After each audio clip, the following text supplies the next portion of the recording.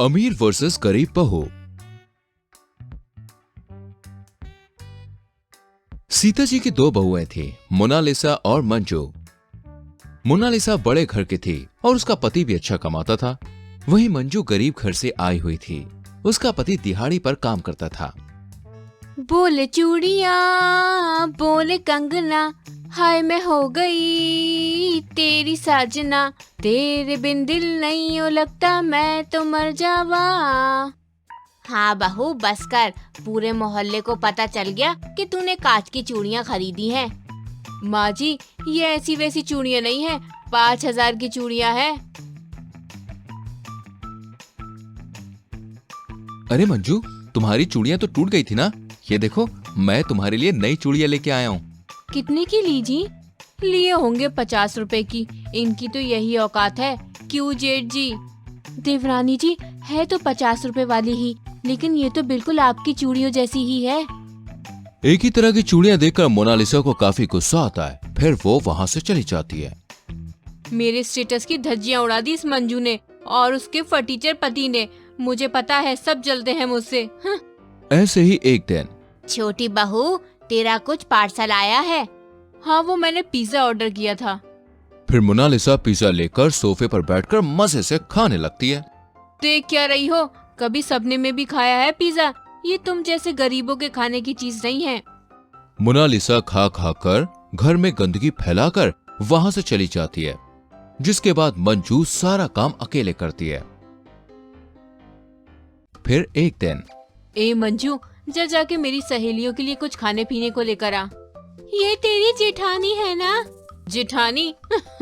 ये मेरे घर की नौकरानी है। तो तेरी जेठानी कहाँ गई?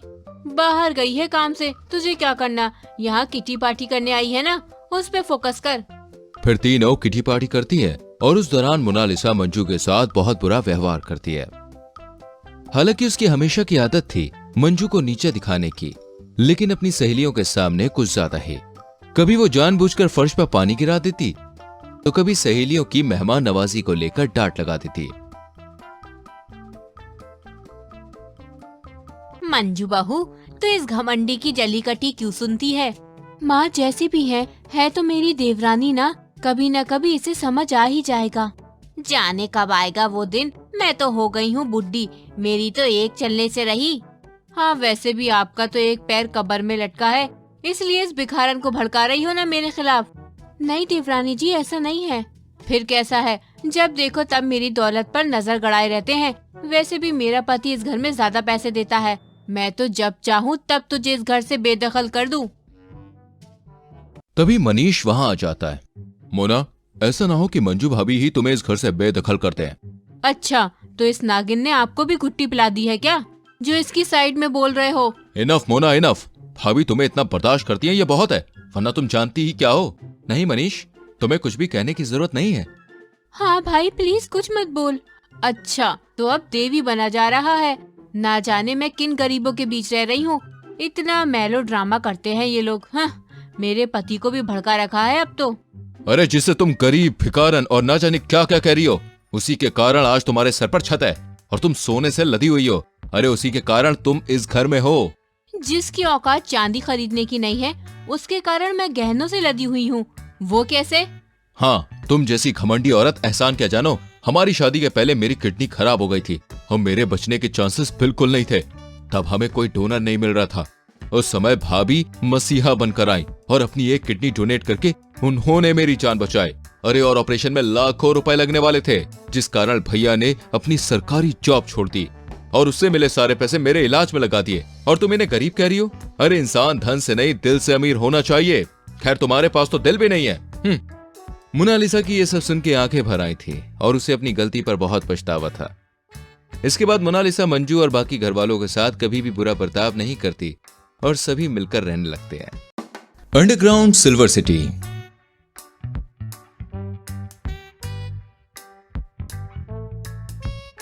एक बार की बात है, राजापुर में राजू नाम का एक चरवाहा होता है। राजू गांव के लोग की सारी भेड़ बकरियां इकट्ठा करके उसे रोजाना चराने के लिए जाया करता था। एक बार की बात है, राजू गांव के सभी लोग की भेड़ बकरियां इकट्ठा करके चराने के लिए जाता है और जब सारी भेड़ बकरियां चरने लगती हैं यार मैं अब इतना बड़ा हो गया हूँ, कब तक लोगों की भेड़ बकरियां चराऊंगा। अरे कल को बीवी आएगी तो क्या कहेगी मैं कितना नकारा हूँ, निकम्मा हूँ, भेड़ बकरियां चराता हूँ। अरे कोई मुझसे शादी करेगी भी या नहीं करेगी? अरे रामकली तू ही बता, मुझे कोई लड़की पसंद करेगी भी? धत, ये तो बस मैं करती है। इसके लिए भी बकरा ढूंढकर अब इसे विदा करना होगा। क्यों रामकली? इसी तरह जब भी राजू भेड़ बकरियां चराने जाता, वो खुद से या तो भेड़ बकरियों से बातें किया करता, उनसे सवाल जवाब करता। तभी राजू देखता है कि चराते चराते अचानक से दो भेड़ बकरी जमीन में बने एक बड़े से गड्ढे में गिर जाती है। अरे रे रे, ये क्या हो गया? डूब गई नैया किनारे पर। अब तो गड्ढे में अगर ना कूदा तो गांव वाले मार डालेंगे चौराहे पर। तभी राजू गड्ढे में गिरी हुई भेड़ बकरियों को निकालने के लिए गड्ढे में कूदता है और वो आधे में ही अटक जाता है। अरे मैं तो अटक गया, गड्ढे में लटक गया। फिर राजू खिसक कर गड्ढे के अंदर जाता है। वहीं गड्ढे में जाते हुए राजू अचानक से एक बहुत ही अजीबोगरीब दुनिया में पहुंच जाता है, जहां पर सारी चीजें चांदी की बनी होती हैं। चांदी के घर, चांदी की सड़कें, पेड़ पौधे, सब कुछ चांदी का होता है। अरे चांद देवता, कहां से बरसा दी इतनी लक्ष्मी? लगता है चंदू बाबा इधर ही रहते हैं। चारों ओर चांदी ही चांदी है। मैं तो लखपति हो गया रे। तभी राजू देखता है कि जो दो भेड़ बकरी गड्ढे में गिरी थी वो भी चांदी की बन चुकी थी। वहीं वहां पे कुछ चांदी की मूर्ति भी थी, जिसे देखकर राजू बोलता है, लगता है इन्हीं लोगों ने चांदी का ये शहर बनाया था। देखो तो कितनी प्यारी मूर्तियां हैं इसकी। खैर छोड़ो, मैं ये भेड़ बकरी लेकर जाता हूं, इन्हें बेचकर मैं खूब पैसे कमाऊंगा। फिर राजू उन चांदी से बनी भेड़ बकरियों को सुनार की दुकान पर ले जाकर बेच देता है, जिसके बदले में उसे अच्छे खासे पैसे मिल जाते हैं।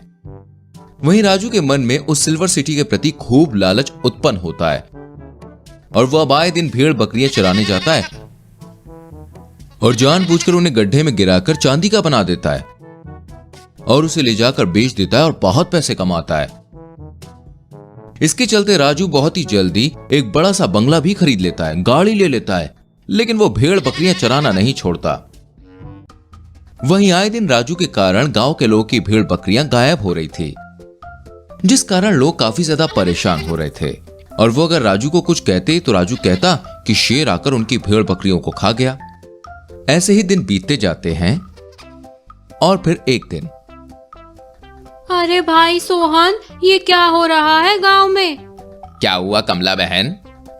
अरे ये राजू रोजाना गांव वालों की भेड़ बकरियां चराने जाता है और उनमें से दो भेड़ बकरी हमेशा गायब रहती हैं। कहीं ये उन्हें बेच तो नहीं रहा? लेकिन वो तो कहता है कि शेर भेड़ बकरियों को खा जाता है। अरे क्या रोज शेर ही खा जाता है भेड़ बकरी? हर दूसरे तीसरे दिन एक न एक भेड़ बकरी गायब ही रहती है। भाई कुछ तो गड़बड़ है। मुझे लगता है कि हमें इस पर नजर रखनी चाहिए। हाँ तुम सही कह रहे हो। अगर शेर खाता तो ये इतनी प्रॉपर्टी कैसे बना रहा है? रहता बंगले में है लेकिन चराता भेड़ ही है। कहाँ पहले झोपड़ा था, आज इतनी सारी संपत्ति है इसके पास। दाल में कुछ काला जरूर है। अरे कमला, एक बात तो बता ना, भेड़ बकरी बेचने से कोई इतना अमीर हो जाता है क्या? तो कल से मैं भी शुरू करती हूँ यही काम। तभी सब जानकी की बात सुनकर हंसने लगते हैं।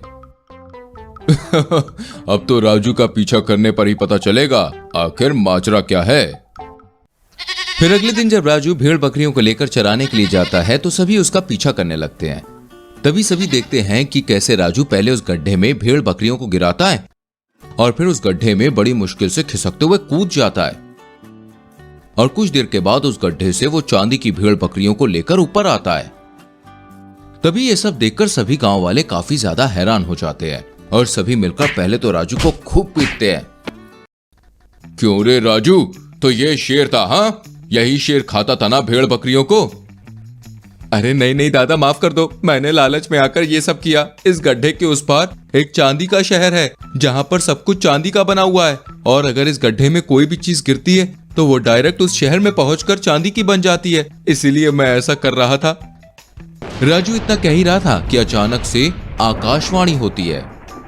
बच्चा, तुम इस चांदी शहर का लाभ तब तक ही उठा सकते थे जब तक ये बात गुप्त थी। अब जबकि ये रहस्य सबको पता चल गया है, अब किसी का भी चांदी के अंडरग्राउंड सिटी में आना वर्जित है। और जैसे ही आवाज गायब होती है, गड्ढा भी अपने आप ही भर जाता है।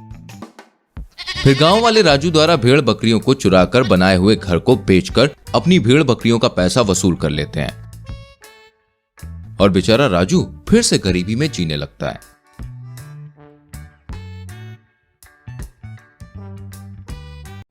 गीतापुर में शिवाय नामक एक लड़का अपनी दादी के संग रहा करता था।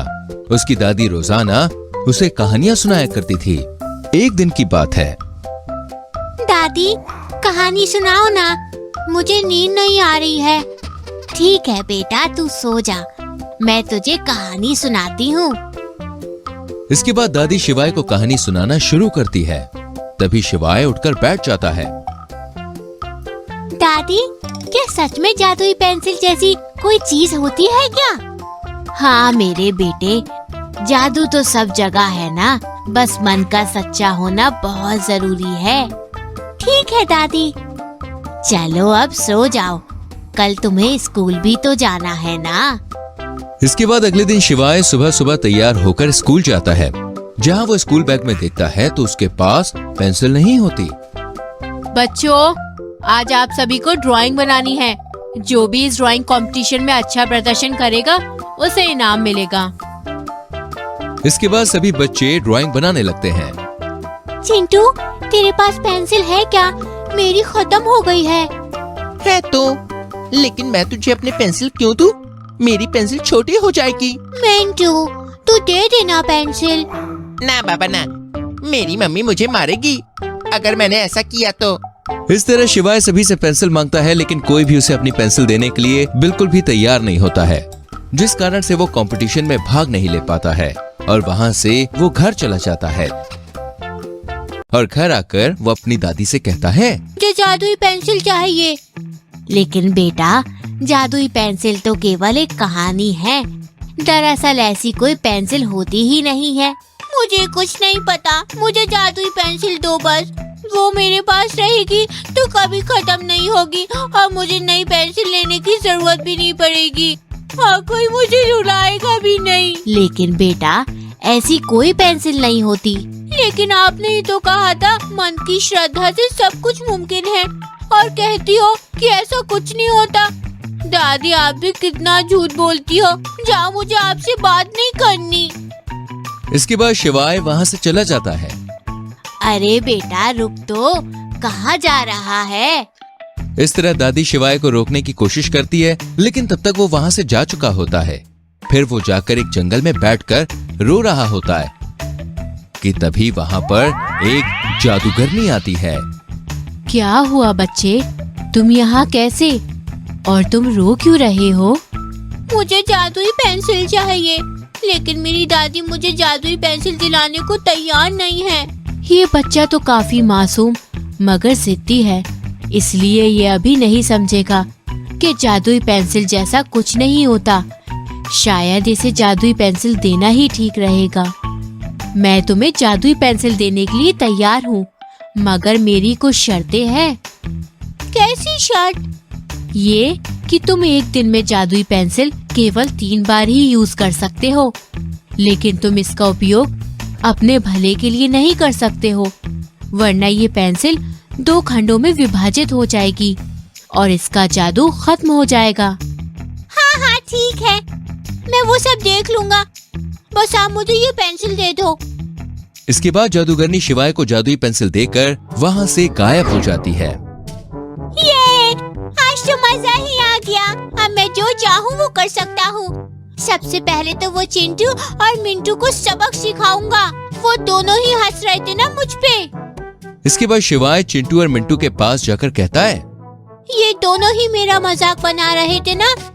हे जादुई पेंसिल, तुम इन दोनों को कीचड़ में गिरा दो। बस शिवाय कितना कहते शिवाय का जो पैर होता है अचानक से फिसल जाता है और वो जाके कीचड़ में गिर जाता है और चिंटू और मिंटू शिवाय पर हंसने लगते हैं। देखो देखो वो कैसे नाली में गिर गया। बड़ा मजा आया। तभी शिवाय शर्मिंदगी से बिना कुछ बोले वहां से चला जाता है। इसे क्या हुआ? ये ऐसे चला गया। चल छोड़ना। इसके बाद वो दोनों भी वहां से चले जाते हैं। ये जादूगरनी ने कैसी पेंसिल दी है कि इसका जादू उल्टा हो रहा है। चलो एक बार और ट्राई करता हूँ। हे जादुई पेंसिल, तुम चिंटू मिंटू के पीछे एक कुत्ता लगा दो। तभी अचानक से शिवाय के पास दो कुत्ते आकर भौंकने लगते हैं और उसे काटने के लिए दौड़ा देते हैं। तभी शिवाय भागकर एक कोने में जाके छुप जाता है। फिर वो कुत्ता इसके बाद वहां से चला जाता है। हाँ, ये कैसी बेकार सी पेंसिल दी है जादूगरनी ने। अब तो मैं इससे जादूगरनी को ही सबक सिखाऊंगा। हे जादुई पेंसिल, तुम एक छड़ी बन जाओ और जादूगरनी जहाँ भी हो उसे यहाँ बुलाकर मेरे सामने खूब पीटो।